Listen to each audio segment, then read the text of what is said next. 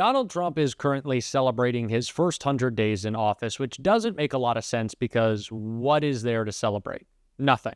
And clearly, Donald Trump himself knows that as well, because today he gave a speech at an Air National Guard base in Michigan in which he didn't talk about his accomplishments because he doesn't have any. He didn't talk about the future because we don't know what it holds. He just rambled, which is what every Trump speech is at this point. And you could see how uncomfortable it made the troops behind him, because at one point when he tried to do a call and response, they kind of just looked around and fell silent, very confused with how confused Donald Trump was. And we are going to get into the complete disturbing mess that it was. But before we do, if I could quickly ask you to leave a like on this video. And if you haven't already and you enjoy our channel, to hit that subscribe button. It goes a long way and it really does mean a lot to me.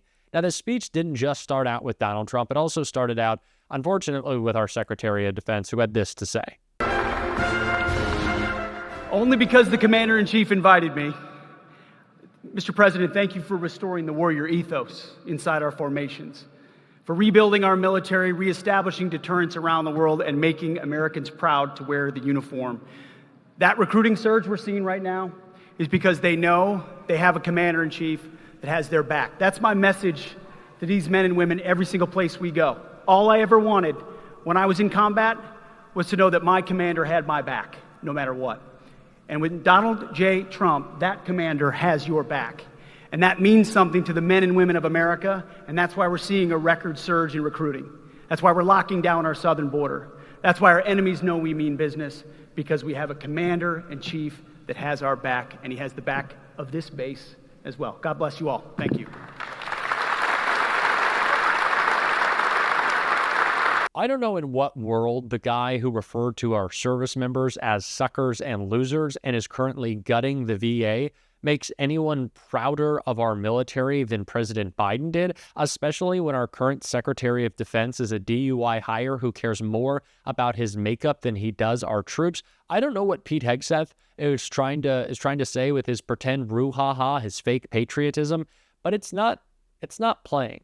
And speaking of not playing, Donald Trump's brain clearly wasn't. When he tried to read a little bit of his speech, didn't go too well. Very soon we will replace the retiring A-10 Warthogs with 21 brand new F-15EX Eagle II fighter jets, the best in the world, fresh off the line. So this is the guy who's supposed to make us proud. Our Secretary of Defense is sharing secrets on Signal. Our president's brain doesn't work, and we're supposed to get real excited about the state of our national security. Yeah, I don't think so. And as Donald Trump always does when he knows his back is up against the wall, when he is flailing, when he is fearful of the public's anger towards him, he goes back to playing the hits. He started attacking President Biden. For generations, the men and women of Selfridge have always been here, and they've always been for us. Whether you're Republican or you're Democrat, they've always been for us. They've been for America. And under the Trump administration, we're going to be there for you. The previous administration was willing to surrender Air National Guard fighter units across the country by retiring aircraft that were not being replaced. We are replacing. But under the Trump administration, we're correcting that injustice, and that starts right here in Michigan, where we have a big commitment to Michigan and to the state, even beyond this. President Biden ended one of the forever wars that Donald Trump says that he is against, while claiming he wants to invade Mexico, the Panama Canal, Canada, Greenland. And also, can we not return to the gutting of the VA? Joe Biden expanded veterans' benefits for those affected by toxic burn pits. Donald Trump is gutting the VA. It's just that clear. I don't know who would think that this man is a patriot, but they need to get their brain checked and probably their water bottle, because it's full of whiskey. I'm referring to Pete Hegseth, of course, here. But Donald Trump continued in this very, very crazy and uncomfortable speech in which he started talking about an Iron Dome that he wants to build, something that always comes up with Donald Trump. And when he started asking the troops behind him about it, they were just confused. We're going to call it the Golden Dome. We had the Iron Dome, but somehow, Gretchen, Golden Dome sounds better to me. I don't know. Maybe it's not. What do you like better? Golden Dome or Iron Dome? What do you like better? Golden. Let's have a vote. Golden Dome. Oh, no, I think we're in trouble. Oh. How about the Iron Dome? Good. Keep it nice. Good. Because we made all the changes already. It'll be a little bit. Even the renderings look very golden, look beautiful. No, it's going to be incredible. The latest and the greatest. A lot of it's going to be made in Michigan. A lot of it is going to be made the Golden Dome. You know, other countries have it. In particular, Israel has it, and we have a much more advanced, and theirs is very good. We helped do it. We did it. But we have an advanced version now that really is incredible what it does. We had a case study of 169. Out of 169, every one of them just shut down. And I think we're entitled to it, don't you? I think we're entitled to it as a country. You can see that the troops are like, is he talking to us? Is he asking us about colors? Like, we're here to keep people safe, to defend freedoms. Is he talking about gold? And you can see the looking around, but everyone's also quiet. They just don't want to respond. And even in the second go around, when it's clearly supposed to be a call and response, everyone is just dead silent, just confused. They looked off in the distance and someone started clapping. I think it might have been Pete Hegseth trying to be like, please don't let my boss hate me. I'm already on such thin ice. Just clap for him. It's all he wants. He just wants to be praised. This is nonsensical. This shows how Donald Trump views our military. He doesn't care or respect it. He just views it as another tool, another extension of talking about how much he likes gold and you know, how great he is and people to praise him. That's pretty much it. But the praise has not been there lately, as we all know, when Jessica Tarloff talked about that with just how bad things are going for Donald Trump poll-wise. This clip right here. I do. I do a lot. The American public knows exactly what's going on, and that's why they're soundly rejecting this administration. He has the lowest approval rating of any president of the last 70 years for the first 100 days. His stock market for the first 100 days is the lowest since Nixon. Unprecedented low foreign policy approval rating and economic approval rating. The American public is smart enough to know that their shelves, if they're not already empty, are going to be empty because of tariffs. 69% say he's not focused enough on lowering prices. 62% focus too much on tariffs. 72% think his policies will cause a recession. 64% disapprove of how he's handling inflation. He continues to beat a drum that is making the absolute worst economic music I have ever heard in my entire life. And yes, but when I'm listening to the spin about this, 92% negative coverage, and then I think back to how you guys were talking about the Democrats before, when Biden used to get up there and say, no, everything's great, right? And you said, how could he possibly do that? He's saying egg prices are great.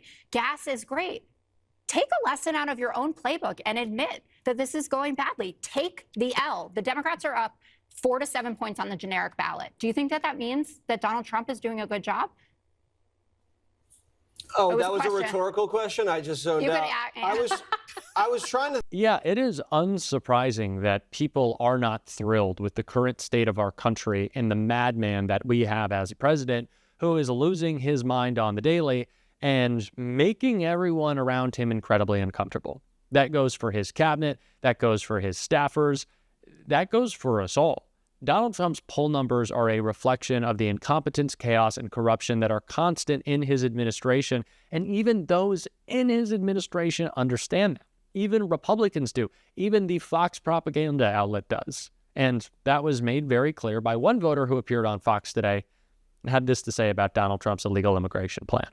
I think that there is not a single person that we can look to in the Democratic Party right now to say that that's our leader. However, with that being said, I think taking the one person who's there over a party is also quite dangerous because of some of the things that he's done. Taking away due process from folks is not okay.